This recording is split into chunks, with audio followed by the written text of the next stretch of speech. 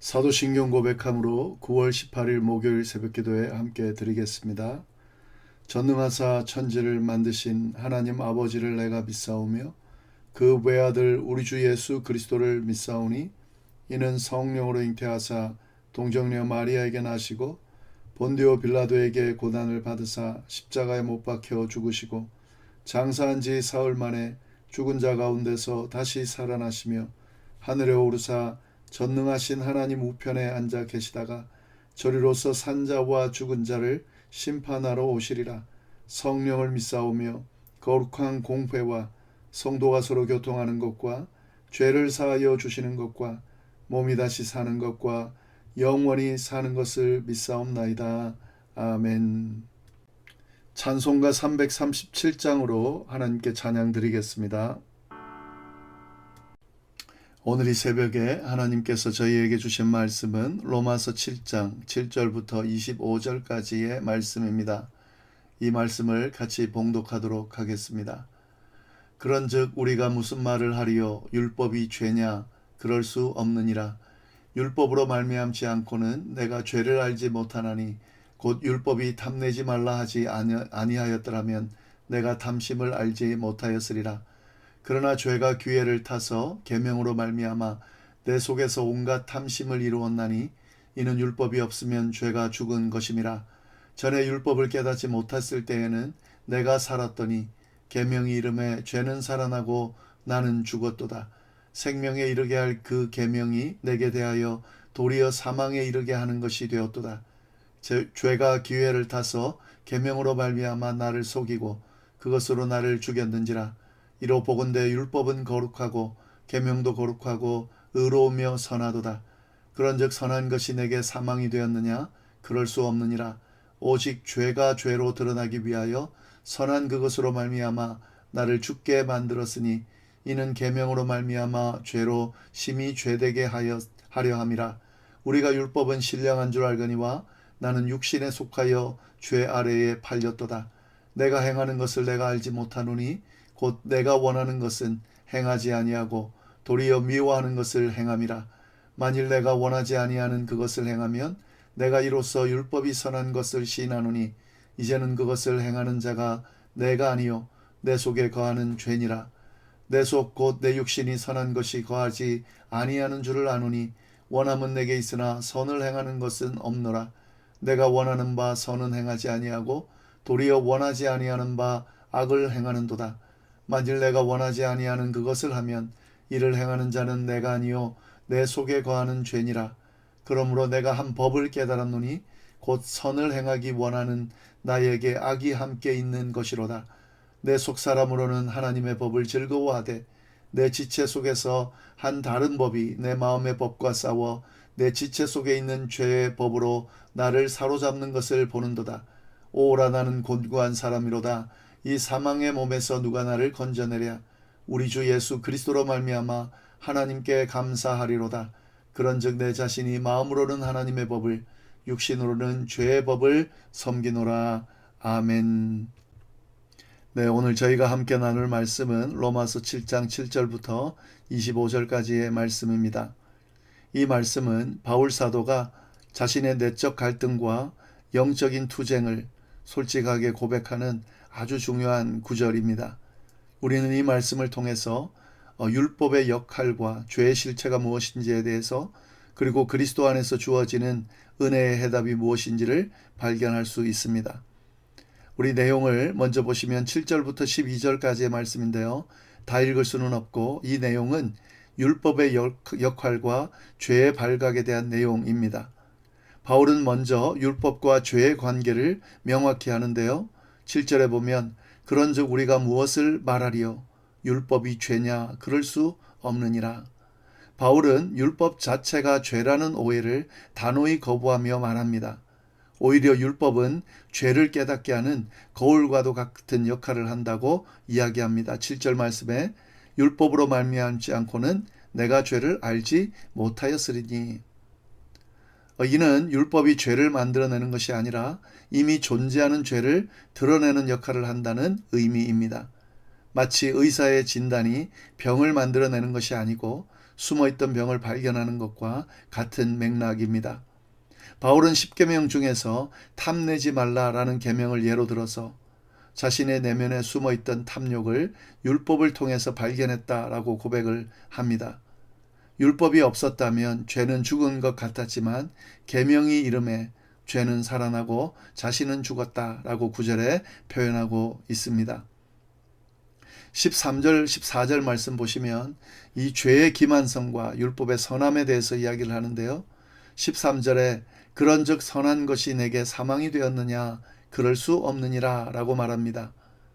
바울은 율법이 선하다는 것을 강조합니다. 율법 자체가 죄가 아니라 죄가 선한 율법을 통해서 죄의 본성을 드러내며 계명으로 말미암아 죄로 심히 죄되게 하였다라고 말하는 거죠. 14절 말씀에 우리가 율법은 신령한 줄 알거니와 나는 육신에 속하여 죄 아래 팔렸도다 라고 고백합니다. 그러니까 율법 자체는 신령한 거라는 거죠. 도리어 육신의 연약함으로 인해서 죄에 팔렸다는 거죠. 육신의 연약함이 죄를 짓게 만들었다 하는 거죠. 율법은 죄가 아닙니다. 율법은 거룩한 것인 겁니다. 선한 겁니다. 하나님께서 주신 거룩하고 의로운 기준입니다. 죄는 타락한 인간이 죄의 노예가 되어서 그 기준을 지킬 수 없는 그런 상태에서 드러나는 것이죠. 그래서 연약한 육신으로 인해서 죄를 짓게 되는 것이다 하는 거죠. 율법 때문이 아니고 연약한 인간의 그 모습 속에 이 죄가 드러나게 된다라고 분명히 이야기하고 있습니다. 바울은 이러한 이야기를 하면서 자기 자신에게 일어나고 있는, 자기 자신 안에 일어나고 있는 일을 솔직하게 고백합니다. 15절 보시면 내가 행하는 것을 내가 알지 못하노니 곧 내가 원하는 것은 행하지 아니하고 도리어 미워하는 것을 행함이라. 이건 뭐냐면 내가 행하는 것을 내가 모른다. 내가 원하는 것을 행하지 않고 도리어 미워하는 것을 행한다 하는 것은 자기의 생각과 의지와 다르게 행동을 하게 된다는 거죠. 선을 행한다는 것이 중요하다는 걸 압니다. 선을 행하기를 원합니다. 그러나 악을 행할 수밖에 없다는 거죠. 이게 근본적인 인간의 딜레마라고 지금 표현하고 있는 겁니다. 모든 사람들이, 또 그리스도인들이 그리스도인으로서 바르게 행동하고 싶어 하죠. 선을 행하기를 원하죠. 그러나 내가 원하는 것과 다르게 내 행동을 보면 도리어 미워하는 그 죄를 행하는 그 모습을 보게 된다는 거죠. 바울은 자기 자신이 이런 모습을 보이는 것을 솔직하게 지금 고백하고 있습니다. 16절에 만일 내가 원하지 아니하는 그것을 행한다면 율법이 선한 것임을 시인하노라. 그러니까 자신의 양심과 율법은 일치한다는 거죠. 내가 원하지 않는 그것이 바로 율법이 원하는 거라는 거죠. 이렇게 죄를 지을 때마다 내가 원하는 건 죄가 아닌데, 내가 원하는 건 죄 짓는 것이 아닌데, 나는 바르게 행동하고 싶은데 죄를 짓게 되기 때문에 죄를 지을 때마다 뭘 느낍니까? 양심의 가책을 느낀다는 거죠. 이 양심의 가책은 뭐를 기준으로 생기는 겁니까? 율법을 기준으로 생기는 거죠. 율법이 그것을 하면 안 된다라고 하는 그 기준을 생각하면은 죄를 짓는 그 모습이 이게 양심의 가책이 느껴질 수밖에 없는 거죠. 그렇기 때문에 이 기준이 되는 율법은 선한 것이라는 거죠. 죄가 아니라는 거죠. 그래서 이 율법의 기준으로 인해서 내가 사실은 율법의 기준대로 살기를 원하지만 율법이 원하는 대로 살지 못하는 내 모습을 보면서 양심의 가책을 느끼고 내가 원하지 않는 행동을 하게 된다. 그렇기 때문에 이 기준이 되는 율법은 죄가 아니라 선하다. 이렇게 지금 주장하고 있는 겁니다. 그래서 17절에 이렇게 이야기하죠. 이제는 그것을 행하는 자가 내가 아니요 내 속에 거하는 죄니라. 그러니까 내가 원하지 않는 것을 행하는, 죄를 행하는 그걸 가만히 보니까 사실 그것은 내가 행한다기보다는 내 안에 있는 죄성이 그것을 만들어낸다는 거죠. 그러니까 내가 지금 그리스도인으로서 정말 참된 자로 율법의 기준을 따라서 나는 선을 추구하지만 내가 그렇게 선을 추구하지 못하고 행하지 못하는 것은 내 안에 공존하고 있는 죄성이 나로 하여금 악을 행하게 만든다라고 이야기하고 있습니다. 그래서 한 가지를 분명하게 깨달았다라고 이야기하면서 21절부터 23절까지 말씀을 쭉 이야기를 하고 있습니다. 21절부터 보면 그러므로 내가 한 법을 깨달았노니 곧 선을 행하기 원하는 나에게 악이 함께 있는 것이로다. 내 속사람은 하나님의 법을 즐거워하되 내 지체 속에서 한 다른 법이 내 마음의 법과 싸워 내 지체 속에 있는 죄의 법으로 나를 사로잡는 것을 보는도다. 바울이 자기 자신의 모습을 가만히 보면서 내가 원하는 것은 이게 아닌데 자꾸 죄를 짓는 것을 우리가 바울이 가만히 생각하다 보니까 하나의 법을 깨달았다는 거죠. 곧 선을 행하기를 원하는 내게 악도 함께 있다는 것을 발견했다는 거죠. 그러니까 이게 인간의 존재, 인간이 가지고 있는 아주 근본적인 모습이라는 거죠. 바울이 그것을 깨달았다는 거죠. 내 안에는 선을 행하려는 마음과 또 악을 행하게 하는 마음이 공존하고 있더라 하는 거죠. 그래서 내 속사람은 하나님의 법을 즐거워하되 내 지체 속에서 한 다른 법이 내 마음의 법과 싸워서 내 지체 속에 있는 죄의 법으로 나를 사로잡는 것을 본다 하는 거죠. 그러니까 내 속사람은 사실 그리스도를 믿음으로 완전히 바뀌었습니다. 그래서 하나님의 법을 즐거워하는 그런 속사람의 변화가 일어났는데 여전히 육체의 그 본성, 그 본성, 죄의 본성이 여전히 남아있어서 나로 하여금 죄의 법 아래로 사로잡고 있다 하는 거죠. 이게 이제 그리스도인이 되었을 때에 그 모습에 대해서 아주 적나라하고 자세하게 표현하고 있는 거죠. 그리스도인이 되어서 완전히 거듭난 새 사람이 되었다 하더라도 그 새롭게 된 내면의 속사람은 그 율법, 하나님의 법을 따라 살려고 하는 마음이 분명히 있지만 여전히 죄의 잔재가 아직 남아있고 그 본성이 아직 남아있기 때문에 육체적인 모습은 그에 반하는 그런 죄의 모습으로 나를 이끌어가기 때문에 이 그리스도인 안에 이런 어떤 싸움이, 영과 육의 싸움이 생생하게 일어난다라고 하는 것을 자신의 예를 들어서 분명하게 이야기하고 있습니다. 그래서 24절 25절 결론적으로 뭐라고 그럽니까? 오라 나는 공고한 사람이로다. 이 사망의 몹에서 나를 누가 건져낼 수 있으랴.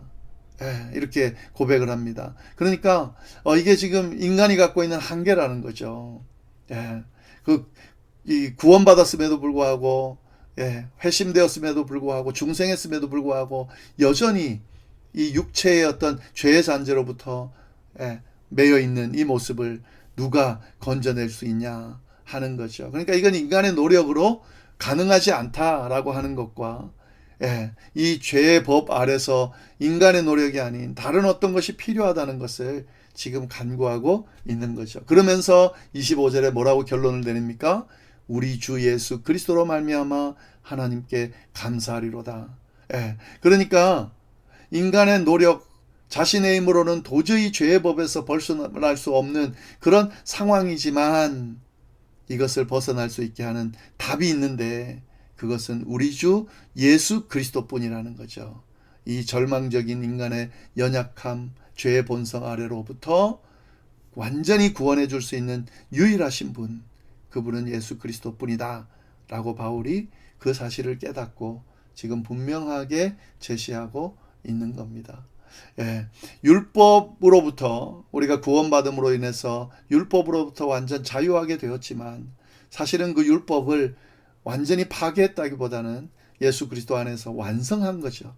그래서 그 완성된 율법을 중생한 사람으로서 예수 그리스도 안에서 구원받은 사람으로서 지키기를 원하는데 그러나 여전히 죄의 잔재가 남아있는 거로 완전히 이것이 그 중생한 사람답게 죄로부터 자유하지 못한 모습으로 살아갈 수밖에 없는 것이 우리의 현실인데 그러나 이 모든 것들은 예수 그리스도로부터 온전히 자유할 수 있게 되고 속사람의 그 원하는 바대로 율법이 제시하는 대로 살아갈 수 있게 만들어주는 분이 예수 그리스도다 하는 사실을 오늘 말씀 바울을 통해서 우리에게 분명하게 이야기해 주고 있습니다. 이 말씀이 좀 이해하기 쉽지 않을 수 있지만 잘 들여다보면 정말 기독교의 정수를 쭉 이야기해 주는 말씀인 것을, 특히 예수 그리스도를 믿게 된 이후에도 정말 거룩하게 그리스도인답게 살고 싶지만 그렇지 못한 모습을 보이는, 그래서 끊임없이 하나님 앞에 회개하며 나아갈 수밖에 없는 그런 연약한 모습을 에 대한 답을 주는 그런 내용이다라고 볼 수가 있겠습니다. 아직 우리 안에 공존하는 게 있는 거죠. 그러나 예수 그리스도로 인해서 온전히 중생화된 중생을 얻은 그 모습대로 살아갈 수 있게 주님이 이끌어 주시는 거로, 주님이 다시 오실 때는 이것이 완성되어져서 이제 더 이상 육신의 연약함, 죄의 본성에 매이지 않고 온전한 그리스도인으로 살아갈 수 있게 된다라는 사실을 오늘 말씀을 통해 분명히 보여주고 있습니다. 우리 이 말씀을 통해서 몇 가지 우리가 쭉 깨달을 수 있는 내용들을 좀 다시 한번 정리하면, 율법에 대한 바른 이해가 필요하다 하는 거죠. 율법이 그 자체가 죄가 아니고, 그것은 우리를 정죄하기 위한 것이라기보다는 죄를 깨닫고 그리스도께로 인도하는 역할을 하는 그런, 사실은 인도자의 역할을 한다라고 하는 것, 그리고 바울처럼 우리 자신 안에도 이 죄성이 솔직히 있다는 것을 인정할 수 있어야 됩니다. 그러니까 자신을 과대평가하거나 또 죄를 축소하려 하기보다는 하나님 앞에 솔직히 내어놓는 그 모습이 필요하다. 그래서 바울처럼 답을 찾는 것이 필요하다라는 사실을 알 수 있고요. 그리고 우리 안에 일어나는 이 내적인 갈등은, 이거는 비정상적인 게 아니라 이건 너무 어쩔 수가 없는 겁니다. 하나님의 영이 우리 가운데 역사하시면서 우리 안에 있는 죄의 본성과 지금 싸우고 있는 거죠. 결국 예수 그리스도 안에서 이 모든 문제는 해결되어질 것이다 라고 하는 사실을 믿고 우리가 이 영적인 전쟁을 계속 할 수 있어야 되고, 온전한 그리스도인으로 성화되어 가는 과정을 우리가 쭉 끝까지 해낼 수 있어야 한다 하는 거죠.